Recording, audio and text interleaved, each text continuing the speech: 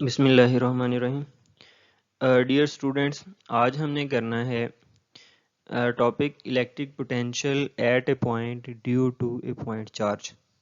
अगर हम एक पॉइंट के ऊपर इलेक्ट्रिक पोटेंशियल फाइंड करना चाहें एक पॉइंट चार्ज की वजह से, तो फिर उसके लिए हमें क्या करना पड़ेगा। तो सबसे पहले देखिए, अगर हम किसी भी पॉइंट के ऊपर इलेक्ट्रिक पोटेंशियल फाइंड करना चाहें तो हमें क्या करना पड़ेगा। ये होता क्या है? This is the amount of work required to move a unit positive charge from infinity to that point। जहाँ पर भी हम इलेक्ट्रिक पोटेंशियल फाइंड करना चाहें, हमें एक यूनिट पॉजिटिव चार्ज को इन्फिनिटी से उस पॉइंट तक लाने के लिए जितना वर्क करना पड़ेगा वो इलेक्ट्रिक पोटेंशियल के इक्वल होगा। तो सबसे पहले यहाँ पे दो पॉइंट्स हैं बी और ए। हम सपोज करेंगे कि एक पॉजिटिव चार्ज को हम बी से मूव करवाते हैं ए की तरफ। यहाँ से हम इस चार्ज को मूव करवाना स्टार्ट करते हैं और ए के ऊपर हम इस चार्ज को मूव करवाना बंद कर देंगे। बी से ए की तरफ हमने इसे मूव करवाया है, ये डायरेक्शन आपने याद रखनी है। चार्ज हम बी से मूव करवाना स्टार्ट करेंगे और ए के ऊपर एंड होगा।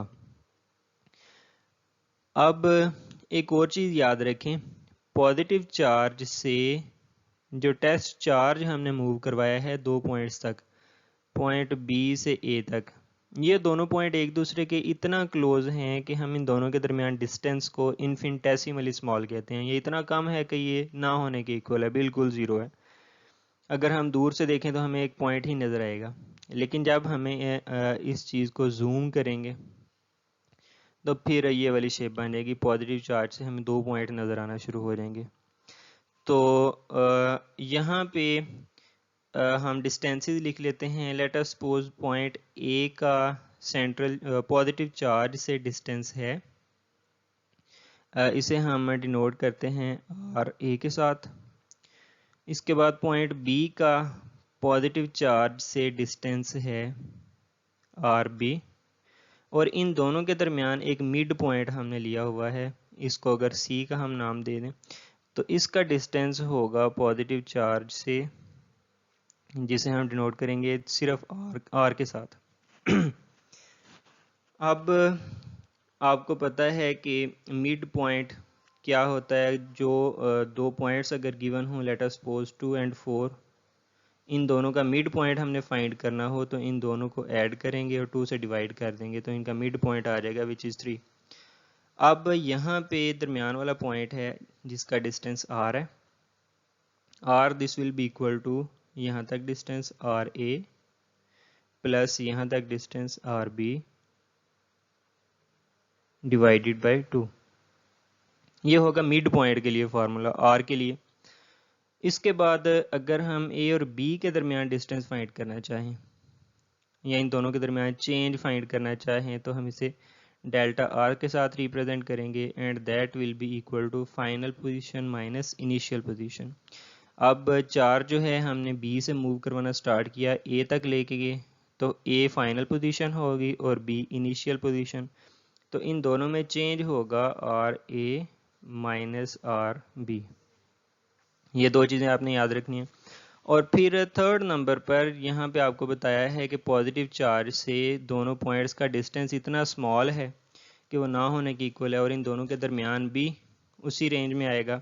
तो हम लिख सकते हैं कि पॉजिटिव चार्ज से जो सेंट्रल चार्ज है इससे पॉइंट ए का distance r A, this is nearly equal to r B, क्योंकि दोनों एक दूसरे के बिल्कुल क्लोज हैं और इनका मिड पॉइंट भी इन्हीं के डिस्टेंस के इक्वल होगा। यहाँ से हम एक और सपोजिशन कर सकते हैं कि r square this will be equal to r A and r B. अगर हम दोनों आर ए और आर बी को मल्टीप्लाई कराएं तो that will be equal to r square. ये वाली दो टर्म्स जो हैं ये आपने याद रखनी है, ये नेक्स्ट हम फार्मूला में यूज़ करेंगे।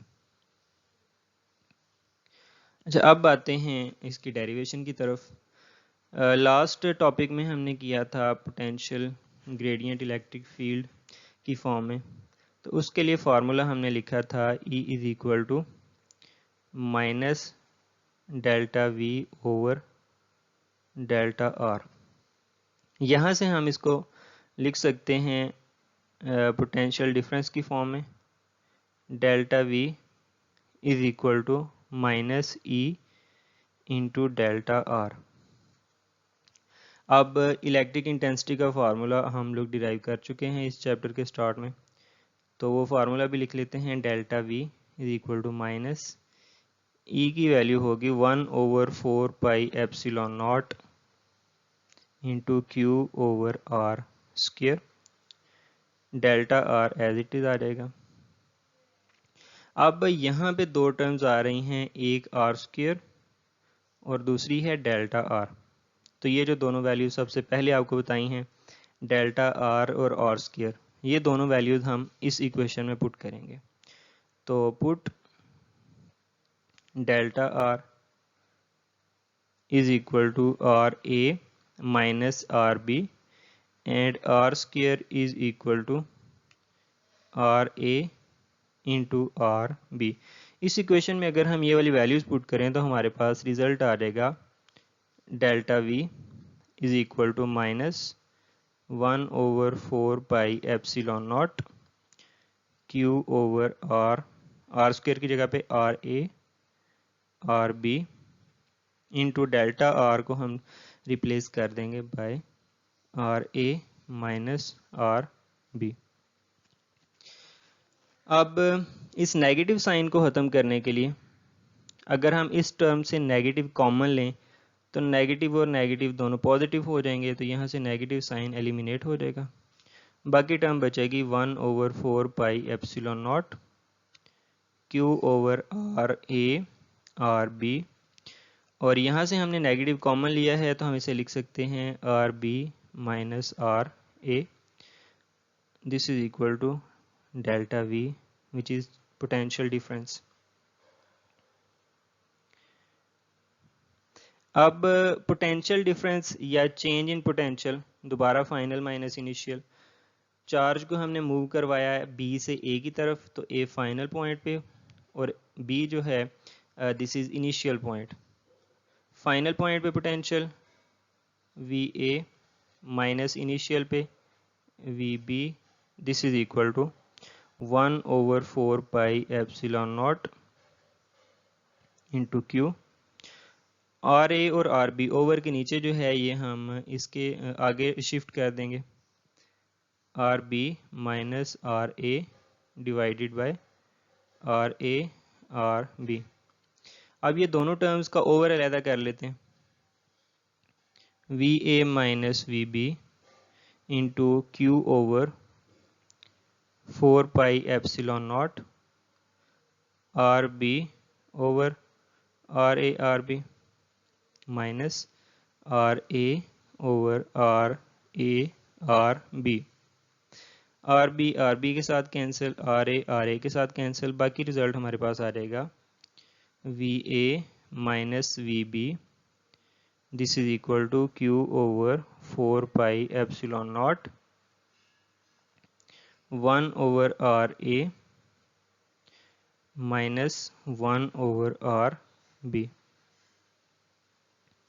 अच्छा, अब दोबारा डेफिनेशन की तरफ आएँ। अगर हम फाइंड करना चाहें electric potential at a point due to point charge, तो हमें क्या करना पड़ेगा, हमें देखना पड़ेगा this is the amount of work done to move a unit positive charge from infinity to that point. अभी हमने चार्ज को मूव करवाया एक पॉइंट से दूसरे पॉइंट तक। अगर हम सिर्फ एक पॉइंट पे फाइंड करना चाहें, लेट अस सपोज हम ए पे फाइंड करना चाहते हैं, तो हमें सपोज करना पड़ेगा कि हमने चार्ज को इन्फिनिटी से उस पॉइंट तक मूव करवाया। तो let us suppose this point is at infinity. B को अगर हम इन्फिनिटी पे कंसीडर करें तो फिर इसका डिस्टेंस आर बी ये इन्फिनिटी पे होगा, एंड हमें पता है पोटेंशियल एट इन्फिनिटी ये ज़ीरो को अप्रोच कर जाते हैं। तो फिर हमारे पास रिजल्ट क्या बनेगा, potential at point A, single point के ऊपर जो हम फाइंड करना चाह रहे हैं, माइनस इन्फिनिटी पे potential zero, this is equal to Q over 4 pi epsilon naught 1 over r A -1/r भी 1/∞, ये भी 0 हो जाएगा। तो potential at A this is equal to Q/4πε0 into 1/r। ये हो गया पोटेंशियल किसी भी पॉइंट ए के ऊपर। तो जनरली हम इस चीज़ का फार्मूला लिख सकते हैं पोटेंशियल का at any point this is equal to 1/4πε0 into Q/r which is required expression for potential at a point due to a point charge। Long के लिहाज से ये वाला टॉपिक बहुत ज़्यादा इंपॉर्टेंट है जो कि अक्सर पेपर में आता है, तो इसको ज़रा ध्यान से आप लोगों ने तैयार करना है। अब नेक्स्ट शॉर्ट क्वेश्चन इंपॉर्टेंट है, इलेक्ट्रॉन वोल्ट। इलेक्ट्रॉन वोल्ट ये होता क्या है, this is a unit of energy. Energy को हम मेजर करने के लिए ये वाला यूनिट यूज़ करते हैं ऑफ एटॉमिक एंड सब एटॉमिक पार्टिकल। जब हम इलेक्ट्रॉन, फोटोन, प्रोटॉन वगैरह की बात कर रहे होंगे जो माइक्रोस्कोपिक पार्टिकल्स हैं, उनकी एनर्जी जब भी हमने लिखनी होगी तो वो जूल की बजाय इलेक्ट्रॉन वोल्ट की फॉर्म में लिखी जाएगी। ये चीज़ आपने याद रखनी है। ये होता क्या है, the amount of energy gained और लॉस्ट बाय एन इलेक्ट्रॉन। एक इलेक्ट्रॉन जो एनर्जी बढ़ाता है या कम करता है when it passes through a potential difference of 1 volt. अगर उसे 1 वोल्ट के पोटेंशियल डिफरेंस से मूव करना पड़े या पास करे तो जितनी उसकी एनर्जी ज़्यादा होगी या कम होगी उसे हम इलेक्ट्रॉन वोल्ट का नाम देते हैं। जैसे इसकी डिटेल पे जाने से पहले एक एग्जांपल जो आपने inter conversion of kinetic energy and potential energy first year में की हुई है, वो ज़रा देख लें कि अगर हम ज़मीन से ऊपर किसी भी बॉडी को रखें, यहाँ पे अगर ये बॉडी रुकी हुई है तो इसमें सारी की सारी एनर्जी जो है ये पोटेंशियल एनर्जी है। जैसे ही हम इस बॉडी को रिलीज़ करेंगे ये नीचे की तरफ आएगी, तो अब ये पोटेंशियल एनर्जी चेंज होना शुरू हो जाती है into kinetic energy. Potential energy decrease होगी, काइनेटिक एनर्जी बढ़ेगी जब तक बॉडी ज़मीन के साथ टकरा नहीं जाती। तो पोटेंशियल एनर्जी भी चेंज हो रही है, काइनेटिक एनर्जी भी चेंज हो रही है, दोनों में चेंज आ रहा है। सिमिलर केस होगा अगर हम पॉजिटिव और नेगेटिव प्लेट्स के बीच में एक इलेक्ट्रॉन को रखें। हमें पता है नेगेटिव प्लेट उसे रिपेल करेगी, पॉजिटिव प्लेट उसे अपनी तरफ अट्रैक्ट करेगी। जैसे ही हमने इसको रखा तो यहाँ पे सारी की सारी एनर्जी जो थी वो पोटेंशियल एनर्जी की फॉर्म में थी, लेकिन जैसे ही हम इसको रिलीज़ करेंगे, छोड़ेंगे, तो ये वाली नेगेटिव प्लेट इसे रिपेल करेगी, ये वाली पॉजिटिव प्लेट इसे अट्रैक्ट करेगी। तो ये पोटेंशियल एनर्जी चेंज होना शुरू हो जाएगी इनटू काइनेटिक एनर्जी। तो इसके पोटेंशियल एनर्जी भी चेंज हो रही है और काइनेटिक एनर्जी भी चेंज हो रही है। ये चीज़ आपने याद रखनी है। अब नेक्स्ट हम इसके फार्मूला की तरफ चलते हैं। आपने फार्मूला पढ़ा हुआ है, पोटेंशियल डिफरेंस में हमने किया था। पोटेंशियल डिफरेंस एनर्जी की फॉर्म में, एक तो वर्क डन की फॉर्म में था, दूसरा एनर्जी की फॉर्म में था। Delta V is equal to delta U over Q. अब इसको हम लिख सकते हैं एनर्जी की फॉर्म में, delta U is equal to Q delta V, change in energy this is equal to charge into change in potential. अच्छा, अब यहाँ पे जो पोटेंशियल डिफरेंस होगा, आपको पता है कि नेगेटिव प्लेट हमेशा लोअर पोटेंशियल पे होती है, पॉजिटिव प्लेट हमेशा हायर पोटेंशियल पे होती है। तो let us suppose negative potential पे पोटेंशियल डिफरेंस जो है वोल्टेज वो 0 है, पॉजिटिव प्लेट पे हम 1 वोल्ट कंसिडर करें। इन दोनों में पोटेंशियल का difference 1 minus 0 which is 1 volt. इन दोनों प्लेट्स के दरमियान पोटेंशियल डिफरेंस जो है ये 1 वोल्ट है, और इसके अंदर हमने एक इलेक्ट्रॉन को मूव करवाया है। जब इलेक्ट्रॉन पास करेगा तो फिर इसकी एनर्जी के लिए हमने एक्सप्रेशन निकालना है। तो change in energy this is equal to charge into potential difference. Energy change किस फॉर्म में हो रही है, पहले पोटेंशियल एनर्जी की फॉर्म में थी, अब ये काइनेटिक एनर्जी की फॉर्म में चेंज हो रही है। तो हम इसकी जगह पे लिख सकते हैं डेल्टा के E. This is equal to Q, Q is charge, charge plates के दरमियान मूव किया है इलेक्ट्रॉन, तो हम इसकी जगह पे लिख सकते हैं इलेक्ट्रॉन। पोटेंशियल डिफरेंस दोनों प्लेट्स के दरमियान में कितना पोटेंशियल का डिफरेंस था, दिस इज 1 वोल्ट। तो चेंज इन काइनेटिक एनर्जी ये इक्वल आ जाएगी इलेक्ट्रॉन एंड वोल्ट के। और इसको मैथमेटिकली इसकी वैल्यू कैलकुलेट करने के लिए E is charge on electron, और हमें पता है चार्ज ऑन इलेक्ट्रॉन उसकी मैग्नीट्यूड होती है 1.6 into 10⁻⁻19 coulomb into voltage as it is. और हमें पता है कि 1.6 10⁻⁻19 हमें पता है voltage this is equal to work done per unit charge, तो voltage is equal to joule over coulomb. Coulomb और कूलम कैंसिल आउट हो जाएंगे, बाकी रिजल्ट हमारे पास आएगा 1.6 इंटू 10⁻⁻19 जूल। ये है चेंज इन काइनेटिक एनर्जी।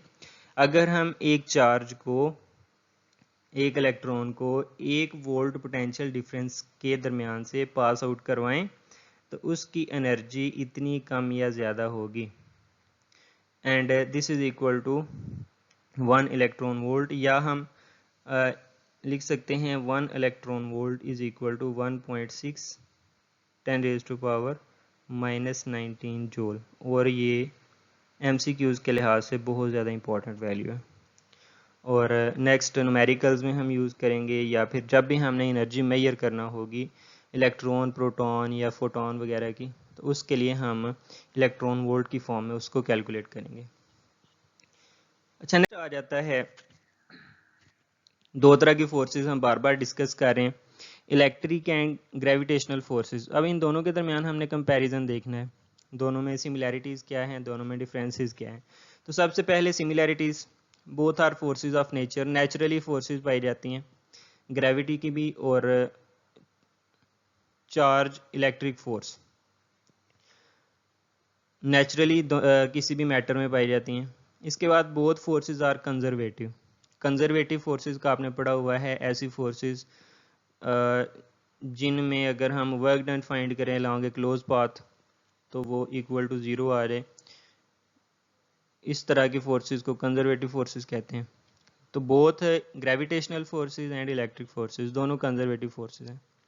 इसके बाद both follow inverse square law और बोथ फॉलो प्रोडक्ट रूल। आपने पढ़ा हुआ है gravitational force Fg this is equal to G m1 m2 over are square. इसका मतलब है कि ग्रेविटेशनल फोर्स इन्वर्सली प्रोपोर्शनल है आर स्क्वायर के, और ग्रेविटेशनल फोर्स डायरेक्टली प्रोपोर्शनल है प्रोडक्ट ऑफ मैसेज के। ये तो था ग्रेविटी वाले में। अब कूलम्स लॉ में भी आपने पढ़ा है electric force this is equal to K Q1 Q2 over are square. इसका मतलब है कि इलेक्ट्रिक फोर्स इन्वर्सली प्रोपोर्शनल है आर स्क्वायर के, और इलेक्ट्रिक फोर्स डायरेक्टली प्रोपोर्शनल है प्रोडक्ट ऑफ चार्जेस के। तो दोनों में सिमिलैरिटीज़ हैं, both forces follow inverse square law. Electric force भी इनवर्स स्क्वायर लॉ को फॉलो करती है और ग्रेविटेशनल फोर्स भी। इसी तरह दोनों के प्रोडक्ट के डायरेक्टली प्रोपोर्शनल है, हम इसे प्रोडक्ट रूल कह सकते हैं। दोनों फोर्सेस प्रोडक्ट रूल को फॉलो करती हैं। तो ये कुछ सिमिलैरिटीज़ हैं। अगर सिमिलैरिटीज़ हैं तो दोनों में कुछ डिफरेंसेस भी हैं। वो डिफरेंसेस किस तरह से हैं कि gravitational force is always attractive, ज़मीन हमेशा हर चीज़ को अपनी तरफ अट्रैक्ट करती है, खींचती है, ये किसी भी चीज़ को रिपेल नहीं करती। जबकि इलेक्ट्रिक फोर्सेस जो हैं ये रिपल्सिव भी हो सकती हैं और अट्रैक्टिव भी हो सकती हैं। फॉर एग्जांपल पॉजिटिव और नेगेटिव एक दूसरे को अट्रैक्ट करते हैं, नेगेटिव और नेगेटिव एक दूसरे को रिपेल करेंगे। तो ये फोर्स अट्रैक्टिव भी हो सकती है और रिपल्सिव भी हो सकती है। और gravitational force depends upon message, जिस तरह ये डायरेक्टली प्रोपोर्शनल हमने देखा है दोनों मैसेज के प्रोडक्ट के। तो this force depends upon message and electric force depends upon charges. Charges के ऊपर डिपेंड करती है इलेक्ट्रिक फोर्स। इसके बाद ग्रेविटेशनल कांस्टेंट कैपिटल G, जिसे यूनिवर्सल कांस्टेंट भी कहा जाता है, ये हमेशा सेम रहेगा जहाँ पे भी इसे हम कैलकुलेट करें। जबकि कूलम्स कांस्टेंट हमने देखा, दो चार्जेस के दरमियान अगर हम किसी भी मीडियम को चेंज कर दें तो मीडियम के चेंज करने की वजह से K की वैल्यू भी चेंज होती है, जिसे हम परमिटिविटी में डिस्कस कर चुके हैं। इसके बाद ग्रेविटेशनल फोर्स ये वीकर होती है इलेक्ट्रिक फोर्स से। इलेक्ट्रिक फोर्स जो है ये बहुत ज़्यादा स्ट्रॉन्गर है ग्रेविटेशनल फोर्स से, because this is a short range force. इसके बाद है जी की वैल्यू 6.63 10⁻⁻11, इसका यूनिट न्यूटन मीटर स्क्वायर पर किलोग्राम स्क्वायर। इसके बाद के की वैल्यू 9 × 10⁻9 न्यूटन मीटर स्क्वायर पर कूलम स्क्वायर। इसके बाद this force can not be shielded, अगर हम किसी भी चीज़ के अराउंड, किसी भी मैस के अराउंड कोई भी शील्ड कर दें, कोई भी मटेरियल रख दें, इसे किसी बॉक्स में रख दें, किसी भी चीज़ में रख दें, तो ग्रेविटी की फ़ोर्स इसके ऊपर चेंज नहीं होगी, ज़मीन उसी फोर्स के साथ इस चीज़ को अपनी तरफ अट्रैक्ट करेगी। लेकिन अगर हम दोनों चार्जेस के दरमियान, दोनों चार्जेस को शील्ड कर दें किसी चीज़ के साथ, तो ये फोर्स जो है ये इफेक्ट की जा सकती है। टेस्ला केज में बिल्कुल इसी तरह होता है, अगर एक बंदा उसके केज के अंदर चला जाए और उसके बाहर हज़ारों वोल्टेज इलेक्ट्रिक फील्ड हो, तो वो बंदा जो है उस इलेक्ट्रिक फील्ड से महफूज रहता है, मतलब इलेक्ट्रिक फोर्स को शील्ड किया जा सकता है। टेस्ला केज इसकी एक एग्जांपल है। तो आज के लिए यही, नेक्स्ट टॉपिक के साथ जल्द हाजिर होंगे। अल्लाह हाफिज़।